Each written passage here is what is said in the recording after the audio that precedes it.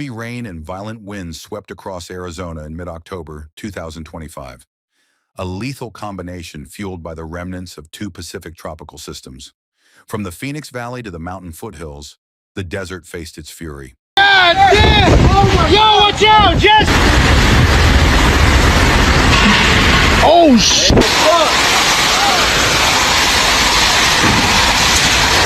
By late Monday afternoon, the East Valley sky darkened rapidly.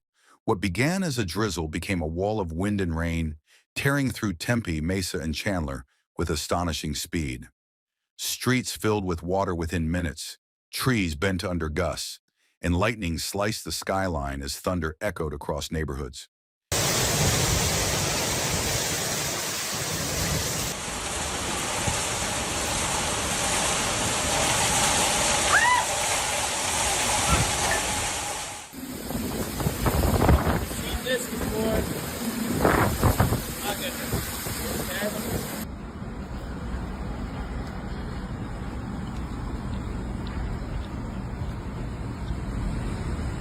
In Tempe, a deadly microburst struck with little warning. Winds over 80 miles per hour ripped roofs off buildings, overturned semi-trucks, and sent large trees crashing into homes. The storm dropped half an inch of rain in just 10 minutes. Over 550 apartment units and condos were damaged, displacing more than 130 residents. Mayor Corey Woods signed an emergency declaration to secure resources, while the American Red Cross and Maricopa County Emergency Management mobilized to assist affected families. An emergency shelter opened at the Escalante Multigenerational Center, offering blankets, food, and water. Businesses sought temporary relocation as cleanup and repairs began. The Phoenix Zoo closed for multiple days due to structural damage, fallen trees, and debris scattered across animal enclosures. Meanwhile, across the greater Phoenix area, flash flooding turned streets into rivers. Dense, clay-like desert soil repelled rainwater, forcing it downhill into low-lying neighborhoods.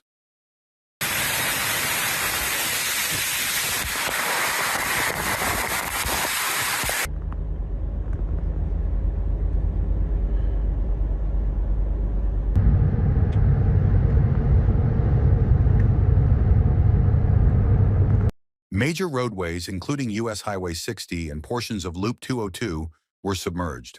Drivers found themselves trapped as emergency crews carried out multiple rescues. One man clung to a concrete wall in a flooded canal near 13th Street and Indian School Road until firefighters extended a ladder to save him. The tropical moisture feeding these storms originated from Hurricanes Priscilla and Raymond, remnants drifting north from the eastern Pacific. Meteorologists warned that Arizona's saturated ground, uneven terrain, and hydrophobic soil from past wildfires made flash floods particularly unpredictable. Northern counties saw steady showers, easing drought conditions, but creating new hazards along burn-scarred areas. Across Maricopa and Pinal counties, winds of 60 miles per hour and hail the size of quarters-battered communities, leaving neighborhoods unrecognizable in minutes. Globe, Miami, and Gila County faced repeated devastation.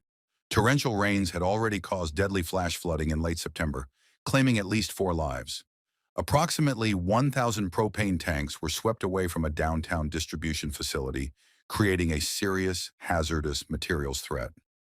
Floodwaters damaged one of the city's main water lines, interrupting service and prompting a boil water advisory for all residents and businesses in Globe. The advisory instructed boiling all water for at least 1 minute before consumption.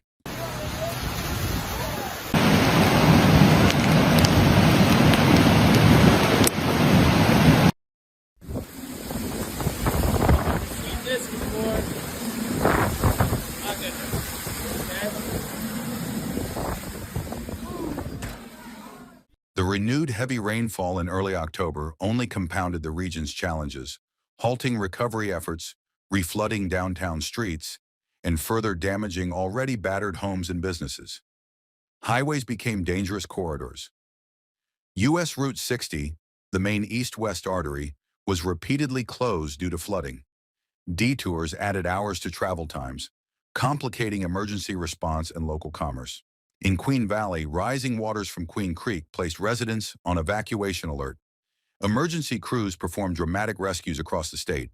In Buckeye, firefighters rescued a man stranded 100 feet from safety in a fast-moving torrent.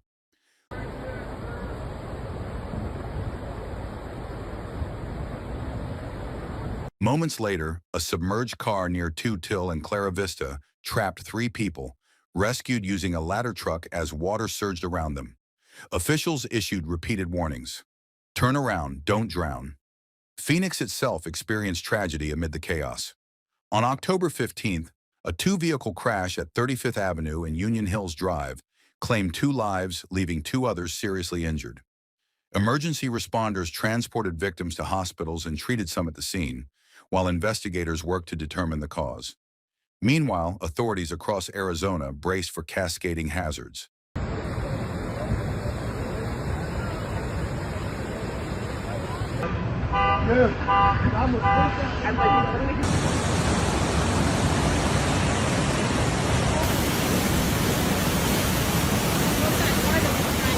The state had already endured a punishing wildfire season.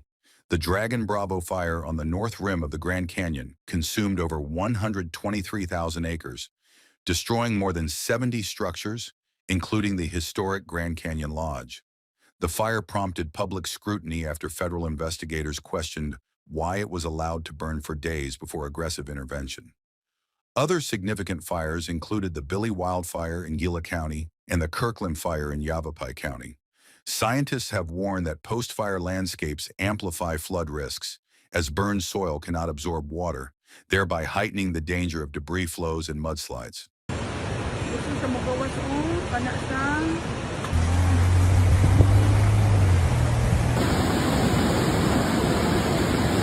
The combination of wildfire, flooding, and microburst storms left Arizona at a crossroads. In Sedona and surrounding mountain towns, nearly 5,000 homes temporarily lost power. Lightning flashed relentlessly, winds toppled trees, and hail-battered rooftops. Sky Harbor International Airport recorded 0.70 inches of rain in one day, smashing a record set in 1928, while other areas saw nearly an inch in minutes.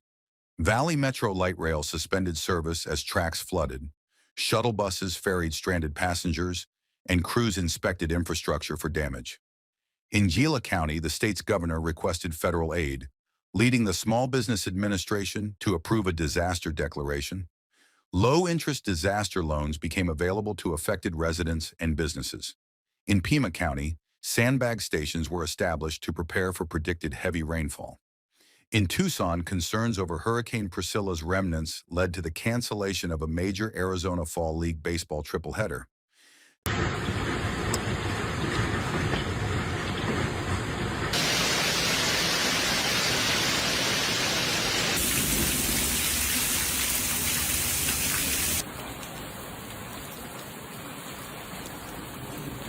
Despite the devastation, Arizona's communities displayed resilience. Volunteers aided neighbors, emergency responders performed countless rescues, and city officials worked around the clock to restore services. Cleanup crews cleared debris from streets, repaired downed power lines, and opened shelters for displaced residents. The contrast between the desert's normal serenity and the overwhelming force of these storms was stark. Streets once calm became rushing torrents. Homes once intact were shredded by wind and water. Arizona breathes cautiously, surveying streets scarred by floods, microbursts, and fires. You can see that. See? If you can. Arab? The chaos of October 2025 has passed, yet the desert whispers a warning in every fallen tree and cracked road. Calm is fleeting.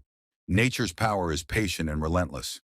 Communities rebuild, volunteers aid neighbors, and emergency crews restore what was lost.